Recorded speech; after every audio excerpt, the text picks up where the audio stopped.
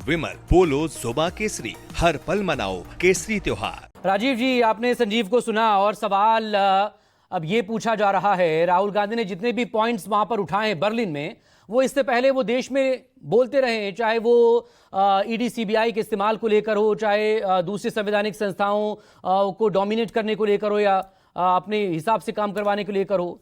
BJP संघ या सरकार का विरोध करना क्या देशद्रोह माना जाएगा?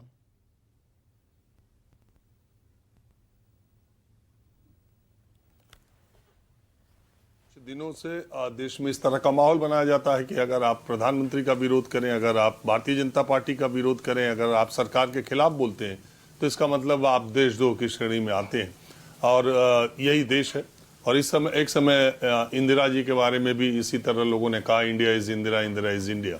तो ये जब सत्ता आती है और बहुत दिनों तक रह जाती है, तो उसको देश की के साथ ऐसे ही जोड़ने का प्रचलन हमारे देश में रहा है।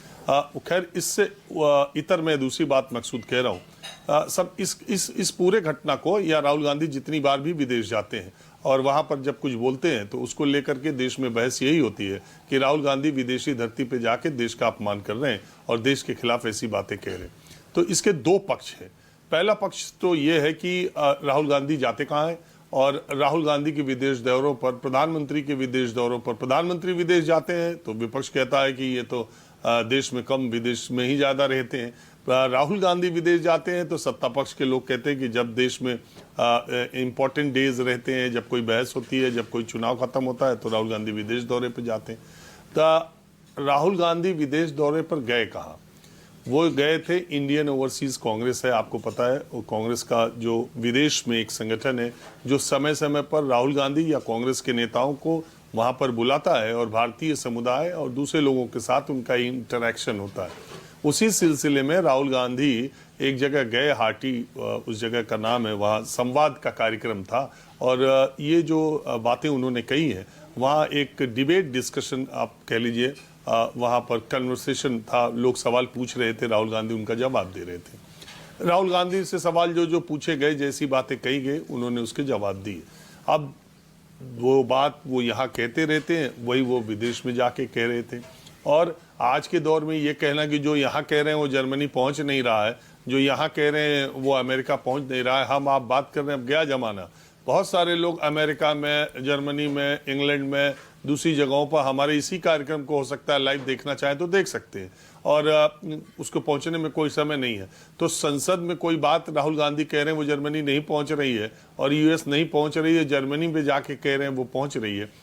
ये आज के दौर में कहा जाना मुझे लगता है कि, और विदेशों में इस तरह से और बातें जो उन्होंने कही है। दूसरी बात, विपक्ष के नेता के तौर पर और कांग्रेस पार्टी के संगठन और बैनर तले कार्यक्रम हो रहा है, तो क्या आप विपक्ष के नेता राहुल गांधी से ये अपेक्षा करते हैं कि वो प्रधानमंत्री नरेंद्र मोदी और बीजेपी सरकार के 11 सालों की खूब प्रशंसा और उनकी शान में कसीदे पढ़ेंगे? जब उनकी पार्टी का कार्यक्रम है और विपक्ष में है कांग्रेस इतने लंबे समय से, और लगातार वो एक बात कहते हैं कि सरकार का या प्रधानमंत्री का या आरएसएस का या बीजेपी का देश के प्रति जो विजन है उनका और उनकी पार्टी का बिल्कुल अलग है, और ये दोनों विरोधाभास है और वैचारिक लड़ाई चल रही है। वो बात यहाँ कहते हैं, वो बात वहाँ कह रहे हैं। अब दूसरा पक्ष इसका ये है कि आप लोकतंत्र की, भारत की चुनावी व्यवस्था की, भारत में संविधान के खतरे की बात आप यहाँ कर रहे हैं, और यही बात आप जाकर के वहाँ अगर कर रहे हैं, तो सवाल तो राहुल गांधी से ये पूछा जाना चाहिए कि जिस लोकतंत्र या चुनाव पारदर्शिता, ये सारी चीज़ों की बात आप कर रहे हैं, उसी प्रक्रिया से चुन करके आपकी पार्टी 2 गुने से ज़्यादा सांसदों के साथ आई है, और उसी प्रक्रिया से चुन करके आज आप संवैधानिक पद पर, कैबिनेट मिनिस्टर के रैंक पर, विपक्ष के नेता के तौर पर लोकसभा में हैं। तो अगर आप विपक्ष के नेता हैं तो दूसरी तरफ आपको कैबिनेट रैंक भी है, और आप भारत के विपक्ष के नेता हैं। और अगर आप जाते हैं तो आप विपक्ष के नेता और भारत को भी एक तरह से विपक्ष के, भारत के विपक्ष के नेता का दर्जा उनको हासिल है। तो आप वो बातें जो आप यहाँ कह रहे हैं, वो दुनिया के मंचों पर जाके कहने से संदेश क्या देना चाहते हैं, ये सवाल उठेगा, और ये उठना भी चाहिए। तो बस बात इतनी सी है कि कब कहाँ वो एक कहने का सलीका हो तो हर बात सुनी जाती है।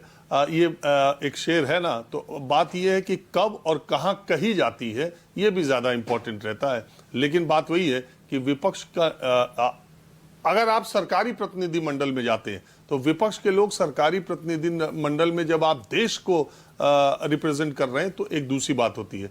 जब आप पार्टी को रिप्रेजेंट कर रहे हैं और अपने पार्टी के फोरम तले एक कार्यक्रम कर रहे हैं और वहां संवाद का कार्यक्रम है, सवाल आपसे पूछा जाएगा। अब तो सवाल पूछने की प्रक्रिया ही खत्म हो रही है, जवाब देने की और इस तरह से संवाद करने की। तो संवाद में तो आपसे सवाल पूछा जाएगा तो आपको तो जवाब देना पड़ेगा और आप इंटरेक्शन के लिए ही गए। तो इसके दोनों पक्ष है मकसूद। विपक्ष के नेता के तौर पर राहुल गांधी और अपनी पार्टी के तौर पर वो जो गए, वो जो यहाँ बोल रहे हैं वो वहां बोल रहे हैं। लेकिन क्या जिस चुनावी प्रक्रिया से चुन करके उन्हें कैबिनेट रैंक मिली हुई है, विपक्ष के नेता हैं, भारत के विपक्ष के नेता हैं लोकसभा में, तो उनको ये बातें दूसरे देशों में कहकर एक गलत संदेश नहीं जाता है, इस पर भी विचार करना चाहिए। बहुत शुक्रिया Rajiv ji. Now back to